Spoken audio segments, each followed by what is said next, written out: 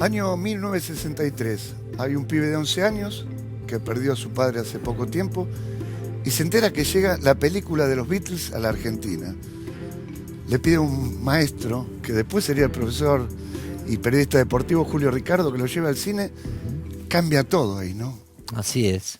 Por suerte sucedió a la misma vez, por suerte digo, de haberme encontrado con Julio Ricardo, personaje y persona que quiero muchísimo, que siempre eh, me llevó de la mano a ver a los Beatles, pero no solamente me llevó a ver a los Beatles al cine, sino que me acompañó en un momento muy difícil, ¿no? Cuando quedé huérfano de padre, en ese enero del 64, ya comenzando el colegio en el 64 me llevó a ver a los Beatles y me acompañó en esa orfandad y me acompañó a descubrir a los Beatles, a dejar el grupo folclórico y empezar una nueva vida, y se me abrió un mundo distinto, pero no solo.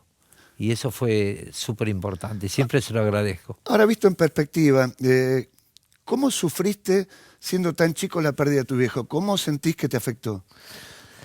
Y en ese momento que yo tenía 11 años, cuando tenés 11 años es un golpe inesperado, vos no sabés bien de qué se trata la muerte, porque yo no había visto ningún muerto, y el primero que vi fue a mi padre, entonces fue sorpresivo. De hecho lo vi morirse en sí, porque tuvo un ataque al corazón y lo vi cuando se estaba yendo.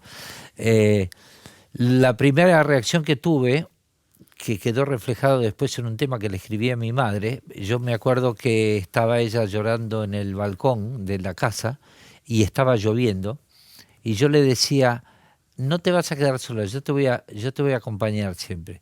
Dios está llorando porque se fue papá. Y tuve unos actos, visto a la distancia, unos actos de madurez para esos 11 años que eran incomprensibles. Eh, y tengo recuerdos vagos de no querer saludarlo en ese momento a mi padre, que se estaba yendo, porque me daba como cosa, pensé que quedó muy presente ese momento.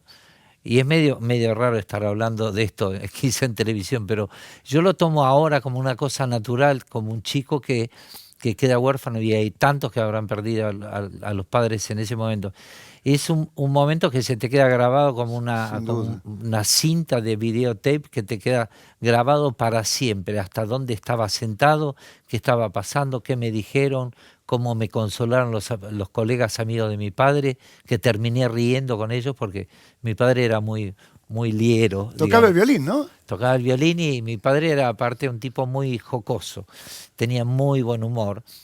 No solamente que lo pude vivir, sino que también me lo contaron esa misma noche colegas de mi padre, que me contaban todas las travesuras que hacía cuando estudiaba medicina. Y entonces yo terminé riendo con los amigos de mi padre en otra habitación, este, y fue de alguna manera, mucho más suave, me hizo las cosas mucho más suaves. Sanador. Sanador. Y por supuesto la que me hizo la vida más suave fue mi madre, que cumplió las funciones de los dos, sobrellevó esa tormenta terrible de haber perdido el amor de su vida, porque así lo era, de esta manera tan adulta. Primero se enfermó, yo me enfermé con ella, con fiebre, estuvimos los dos con fiebre en cama durante unos cuantos días, hasta que empezás a sobreponerte, ¿no? Nito, ¿sos consciente que sos parte importantísima de la historia del rock nacional? Que tu música, tus canciones están incorporados al ADN musical de cada uno de nosotros, de los argentinos. Estoy consciente y más o menos, porque como me veo todos los días y me veo como un tipo que tiene un encantador oficio, que tuvo una muy linda vida con los sobresaltos que corresponden a una muy linda vida. O sea, eso quiere decir que no fue una vida chata, sino que fue una vida como un electrocardiograma. eh, Tengo que reconocer que hay mucha gente que me quiere y me respeta, y que debo haber hecho algo para que eso suceda, pero no me pongo en una posición de prócer, ni de leyenda, ni mucho menos. Creo que esas cosas suceden cuando uno se va, y todavía espero que falte bastante para eso, y por lo tanto hago una vida normal. Vivo pensando mucho más en el futuro que en las cosas que hice, cosa que colabora mucho más a andar tomándote como un trabajador más de la música.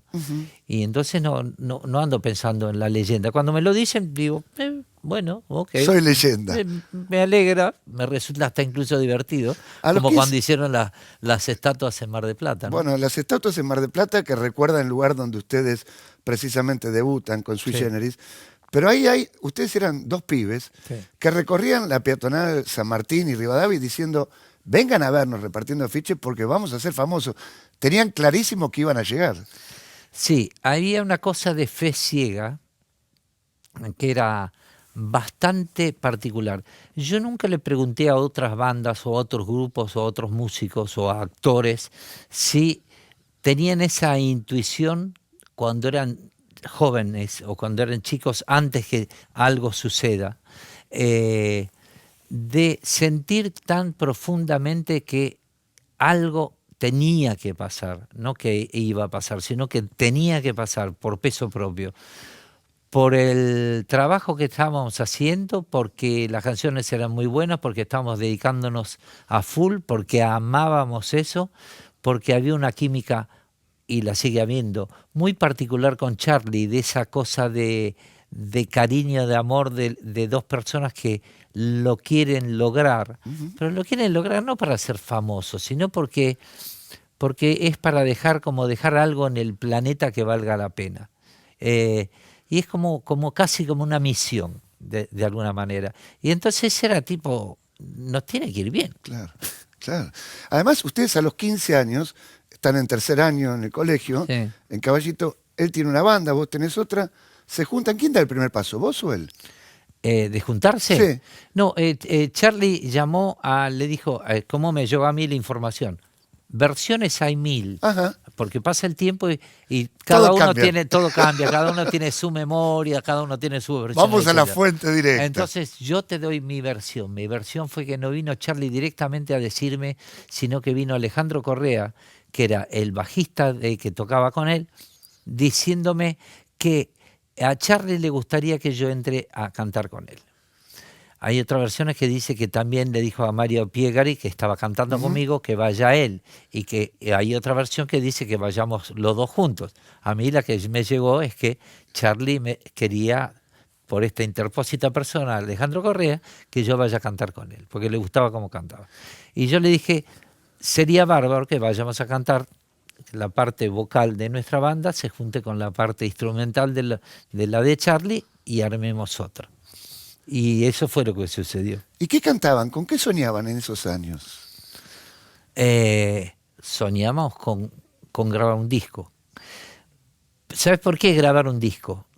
Porque grabar un disco, primero, la primera cosita que hacíamos era tratar de hacer un demo para presentarnos a algún festival o hacer alguna presentación de ir a tocar con la guitarra, cosa que hicimos mayormente con Charly después, más que con Piegari. Te digo con Piegari porque al principio cuando éramos los Sui, éramos los tres que estábamos juntos tirando para adelante. Después Piegari se fue, entonces los que quedamos tirando para adelante con Sui Generis fuimos nosotros dos. Pensé que era una banda de 5 o 6 que iba rotando. Lo que queríamos era grabar un disco, porque grabar un disco significaba ser profesionales y que te dejen de decir andan con la guitarrita por ahí dando vueltas. Si vos grababas un disco, quiere decir que estabas un tipo que está contratado.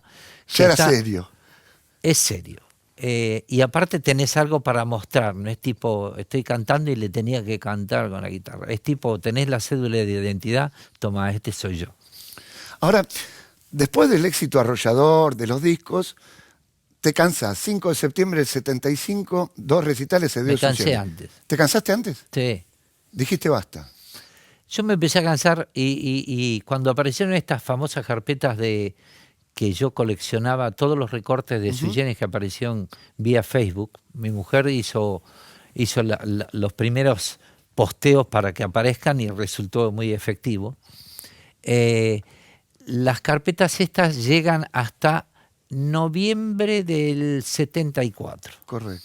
Y yo, juntando la memoria que me indica la prueba física con la memoria que me indica mi propia existencia, me empezó a indicar que en ese momento a mí me empezó a aburrir lo que estaba pasando con Sui Generis por esto. No por Sui Generis en sí, sino porque no salíamos del país. Teníamos un circuito de dar vueltas por los mismos lugares de siempre en la Argentina. Habíamos tenido una pequeña debacle fuerte con el disco Instituciones, debacle de muchos cambios de letras, censura. ¿Viste cuando algo no fluye como correcto. había fluido con Vida y con Fecha en Invierno, sino que está trabado, hay que volverlo a cambiar, etcétera, etcétera? Toda esa clase de cosas que nos andaban pasando. El sonido en los shows era horrible, no teníamos monitores, Claro. teníamos monitores. La gente cantaba los temas y nos pedían los temas conocidos y los cantaban más fuerte que nosotros. Entonces ir a los shows era como medio extraño, porque cantaban todo y uno pensaba, ¿y para qué estamos acá? Y sobre todo no había una cosa de expandirse, de irse a otros lados. Y creo que eso influyó bastante. Pero Nito, tenías 23 años apenas. Sí. Tremendo. Sí. Pero bueno, te pasaban esas cosas. Y eso hizo que yo de alguna manera también empecé a dejar de colaborar en actitud con Sui Generis. Lo único que se salvó fue en el año 75, un show que hicimos en el Coliseo, que estuvo muy bueno, estuvo muy lindo. Pero después seguía la misma rutina de siempre. Yo creo que a Charlie también le venía pasando, sumado a que él también quería quizás investigar con un plano musical, con todos los instrumentos nuevos que habían llegado a Estados Unidos, etcétera. Y un día me dijo, me parece que se acaba esto. Y le digo, ¿por qué no intentamos hacer algo que suceda algo distinto? Porque esto medianamente que lo hablamos. E intentamos hacer algo que le propusimos a Jorge Álvarez, que era el productor, que eran hacer unos shows, mejor dicho, él nos propuso a nosotros, hacer unos shows a la mañana. ¿Los domingos a la mañana? Los domingos a la mañana, en el Teatro Astral. Una locura. Claro, para que vengan los chicos porque en esa época, estamos salir. hablando del año 75, claro. Los chicos a la noche, grave riesgo de ir preso, era otras épocas, Botas triple locas. A, etcétera, etcétera, etcétera. Muy complicado todo. Entonces se le ocurrió esta idea y el primer día, principios de julio, primer domingo de julio, hicimos el primero de los 4 shows que íbamos a hacer en el Astral. Salió todo pésimo. Llovió a mares, el sonido era horrible. A Rinaldo Raffanelli se rompieron 2 cuerdas de bajo, cosa que no te sucede nunca en la vida. Vino poca gente, salió todo patas para arriba, y yo me acuerdo que terminamos ese día, fuimos a comer un asado a la casa, a una quinta de un amigo, y ahí dijimos, chao, se acabó. Ahora uno ve los recitales de Luna Park como un hecho histórico, como un hito histórico, y cuando Charlie cuenta y habla de la soledad y del artista, que él se va a comer solo una pizza, ¿cómo fue esa noche histórica tuya después de esos 2 recitales? También. Lo único que cambia en las historias y en los cuentos es el medio de transporte. Algunos dicen que me tomé el colectivo. No me tomé un colectivo. Me tomé un taxi y me fui solo. ¿Solo? Sí, solo, absolutamente solo. Yo cuando fui en el Adiós Sui Generis, yo había llegado el día anterior al Luna Park y paré en el hotel que está a la vuelta, que todavía está, porque me molesta el tránsito. Usualmente cuando voy a un show quiero estar cerca y que no haya demasiadas interrupciones. Y yo estaba viviendo con Rinaldo lejísimo, en Villa Urquiza. Y digo, ir, volver, cambiarse. Yo me instalo a la vuelta y de paso conozco el Luna Park, me gusta estar en el lugar donde van a pasar las cosas desde antes. Así que yo, cuando terminó esto, yo no me acuerdo si había ido al hotel antes de la función y recogí mis cosas y le dejé en el camarín, pero la cosa que me fui a comer pizza solo a un lugar cerca de la Cabildo y la General Paz. Increíble. Me compré el diario Crónica y me quedé ahí leyendo Crónica. Creo que había un televisor y estaba mirando ahí algo de tele y leyendo, y me quedé solo. ¿Sabes por qué? Porque imagínate, 2 funciones, 30.000 personas en un día, donde estábamos tocando, tenía que salir todo bien porque había 30.000 personas. Estamos grabando un disco, estamos filmando una película. O sea, el enfoque estaba metido en que esto tenía que salir bien. No era digital, era todo análogo. O sea, nosotros, si cantás mal, quedaba registrado para siempre. En tu cabeza rondaba: me están mirando, pero estamos grabando y están filmando. Entonces todo esto en la cabeza no había...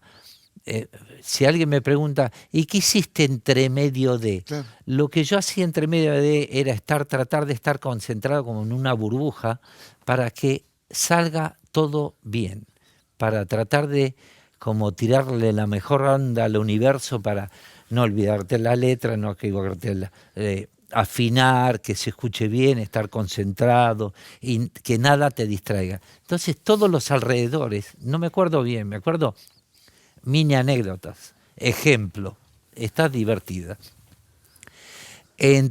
A la tarde estábamos probando sonido y estábamos apoyados en el escenario. El escenario tenía la altura de hasta aquí, de mi pecho, porque no se usaban escenarios altos, porque no había vallas, porque la gente nos separaba, porque estábamos viviendo una época muy complicada, donde hasta los acomodadores pasaban para el lado de los asientos y le decían: siéntese, usted siéntese. Y la gente hacía caso y se sentaba. Entonces los recitales eran así. Y te digo lo de la altura del escenario porque recuerdo que estábamos con Charlie apoyados así en el escenario. Viene alguien de la película, de la producción de la película, y nos dicen: acá está el contrato para firmar de la película. Ok, lo miramos así.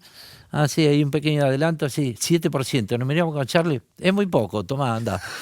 Se fue el tipo.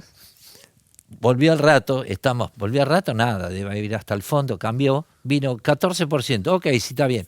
Firmamos, se llevó la copia, guardamos cada una copia, jean, atrás del bolsillo del pantalón, nos fuimos a cambiar, chao contrato. Ninguno de los dos, todo contrato. Nunca cobramos la película. ¿La ves la película? ¿Ves, escuchás aquel disco, los recitales, lo recordás o no? ¿De vez en cuando te pones a verlo? No, de vez en cuando no. Yo lo vi en ese momento, claro, cuando fui al cine, obviamente, lo vi algunas veces más. Casualmente, ¿quién lo posteó ayer? Alguien lo posteó en Facebook y lo puse un pedacito. Lo que pasa es que se ve muy oscuro. Claro. Bueno, sea, es un testimonio histórico. Las partes que se ven, hay algunas partes que se ven.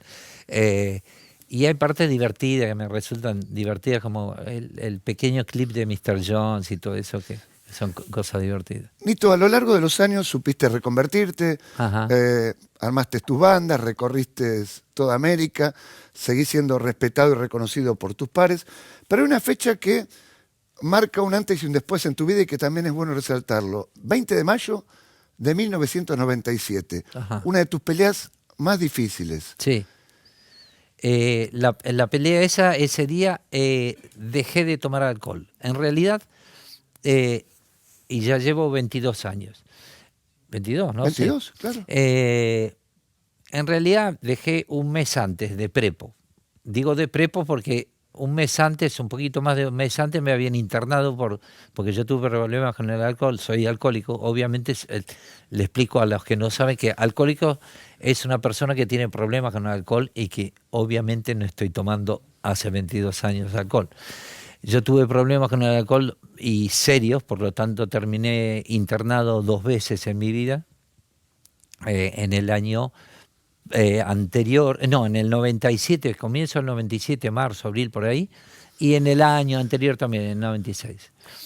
Y bueno, esa fue una batalla que se convirtió en guerra y por suerte la pude ganar, y el 20 de mayo fue el día que yo dejo de tomar, digamos, oficialmente, que empiezo a pedir ayuda, me junto con la gente que sabe del alcohol, me junto con grupos y me empiezo a salvar muy de a poquitito, porque uno dice, el 20 de mayo dejaste de tomar y ya está listo. No, es todo un trabajo que hay que seguir durante mucho tiempo y tenerlo presente toda la vida.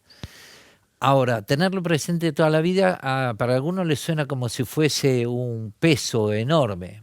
Y tenerlo presente toda la vida es como tener presente que tenés una nariz. O sea, sí, está acá, listo la nariz. No ofrece mayores problemas tener una nariz. Y tener problemas con el alcohol tampoco ofrece mayor problema si sabés que lo tenés y si entendés que, ok, listo, no tomo alcohol, y después de todo un proceso que lleva un tiempo, podés tomarlo de mala manera o buena manera, como lo tomé yo, que empecé una nueva vida. Hay gente que tiene una sola vida, yo tengo 2 vidas, donde en la segunda vida puedo hacer todo lo que se me da la gana, porque no tengo ningún bastón en que apoyarme, no tengo por qué, puedo viajar, puedo hacer todas las cosas y no necesito de nada para hacerlo. Aquel pibito que a los 11 años fue al cine a ver a los Beatles, con el correr del tiempo tiene la posibilidad de tocar de telonero de Paul McCartney. ¿Qué significó para vos estar con él en ese momento? Bueno, eso fue un cumplir el sueño, mira. Yo siempre cuando cuento y hacemos las charlas esta de Abecedario Rock, que las seguimos haciendo por suerte y la vamos a seguir haciendo, que la hice en Mar del Plata también hace poco. Yo cuento que cuando tenía 11 años y fui a ver la película de los Beatles con mi maestro, cosa que es redondo, que tu maestro te lleve a ver la película de tus ídolos, lo más. Yo... Lo primero que se me cruzó era tipo, qué gana de conocerlo a estos tipos. Por lo menos, y yo tenía una afinidad con Paul McCartney, quizá por la voz, quizá por la clase de temas que me imaginaba que él le correspondían a él dentro de los Beatles. Vos viste que ellos firmaban los dos, pero hay características notorias de quién era el compositor mayoritario en cada tema. Y soñé con conocer a los Beatles. De hecho, tenía todo un sueño extensísimo de querer conocerlo y que iba a lograrlo de alguna manera. Y los sueños se cumplen, lo que pasa es que uno no sabe cuándo. Entonces, ¿te imaginas que yo cuando en el año 93 yo me entero que va a venir Paul McCartney a la Argentina, vi a Daniel Greenbank, fui a verlo, le dije, tengo que estar yo. Obvio. Y él me dijo, por suerte, por supuesto que sí, bárbaro. Y cuando vino Paul McCartney, y fueron 3 días en el estadio de River, para mí no solamente era que venga un Beatle a tocar acá, y lo que más me importaba a mí era conocerlo, no tocar antes. El hecho de tocar antes y esto, lo otro, era como un aditamento, era tipo un regalito más. Yo era tipo, voy a ir a conocer a Paul McCartney y voy a estar cerca. Y la posibilidad, lo que primero pensé es tener el camarín, mirá vos, más que cualquier otra cosa, que el camarín mío quede después del de él. Para al pasar a mi camarín tenía que pasar por delante del de él. O sea, iba a ser inevitable que en 3 días me lo iba a cruzar. ¿Y no tuviste miedo que te defraudara? No. Porque cuando uno tiene a un ídolo desde tantos años... No, lo olfateás. No sé si lo olfateás. No tuve miedo. Por supuesto, podría haber pasado. Y estoy con el diario El Lunes, claro. Que te lo cuento, pero cuando yo lo crucé la primera vez y esquivé al guardaespaldas, porque me hice de cuenta que está Paul McCartney por ahí, entonces estaba el guardaespaldas acá, Paul McCartney, el guardaespaldas, y yo pasé para acá como si fuese, está Paul McCartney. Y cuando se trajo medio segundo, le fui a Paul McCartney, yo sé que toqué antes, y Paul dijo, sí, Tata, vení, porque él estaba hablando con 2 concejales, creo que le estaban dando la llave de la ciudad. Entonces los corrí y le dije, bueno, que le den la llave de la ciudad. Es mío, claro. En otro momento le dan la llave. Y ahí me presenté y me preguntó, yo venía de tocar, me preguntó cómo me había ido. Y fue automático, tipo, una pregunta así, primero que me descolocó un poco, bien. Después me preguntó, ¿y cómo me va a ir a mí? Y yo digo, este tipo está loco. porque es un Beatle. Te esperamos toda la vida. Y fue instantáneo, porque en 2 minutos yo ya me parecía que era amigo de toda la vida. Claro. Y resultó ser, como dice Charlie ahora, que también lo conoció, es un dulce de leche. Porque es un tipo súper dulce, amable, lo notás, vos viste que lo notás en los ojos y en la actitud de relax. Él podría haber estado como a la defensiva por lo que le pasó a Lennon, esto, lo otro, y no, estaba muy ameno, muy abierto. De hecho, el segundo día me vino a ver el show. Que eso fue el sumum, porque yo estar tocando frente a todo River, darme vuelta y a unos metros está Paul McCartney haciéndome así. No, claro, ya está. Sigue. Yo dejé de tocar ese tema y me fui a saludarlo. De hecho, le dije wait a moment, le digo a nuestro público, porque digo, ya me puse para hablarle a él, tipo, no existe más nada. Ya está, listo. Le dije, me está haciendo así Paul McCartney. Chao, listo, chao. Se acabó el show, listo. Que suba el jefe. Aparte, me dejó su mismo micrófono, su mismo monitoreo, órdenes de no bajar la consola, todo como debe de ser. Entonces cumplió, y aparte me vio, barba, todo bien, se quedó a ver todo el show, y después nos vemos en camarín. De locos. Después le corregí las cosas que tenía que decirle al público, los agradecimientos en castellano, y yo le sacaba la hoja en el camarín, le decía, no, yo te lo leo, vos me corregís. Le digo, estoy corrigiendo a Paul McCartney. Y en ese momento me resultaba una situación absolutamente normal, que tenía que pasar, claro. como tan normal como que nos tenía que ir como bien. Como que lo había soñado. Sí, era así. Nito, ¿qué tema de los tuyos te enorgullece de haber escrito, de haber cantado? Bueno, hay algunos que quedan, que pasan a ser clásicos, o distinto tiempo es uno de ellos. Yo me refiero a los míos, no los de Sui. De los de Sui, los que más me gustan cuando yo me empiece a quedar solo, que es un temazo de Charlie, así tipo sublime. De los míos, distinto tiempo es uno de los favoritos míos que quedó como clásico. Hay varios. Yo, aparte de componer, soy intérprete. O sea, hay muchos temas que me gustan de otros, como temas que me dieron mucha satisfacción cantar fue Te recuerdo Amanda, de Víctor Jara, porque me permitió llegar a cantar con la Negra Sosa y me permitió hacer giras con Mercedes Sosa, con Alberto Cortés, con Mercedes un montón de giras, y cantar ese tema en vivo con ella, por ejemplo, que es una maravilla, y que ella me diga, esa es la versión, gracias a los arreglos del Mono Fontana, que hizo de Te recuerdo Amanda, que fue el mentor y el que me empujó a decir, ¿por qué no cantas Te recuerdo Amanda? Ese fue el Mono Fontana. Hizo una versión fantástica, y bueno, son ciertos temas que quedan como grabados en mi carrera, que me hicieron muy bien. Por supuesto, después siguen otros. Gracias, maestro. No, gracias a vos.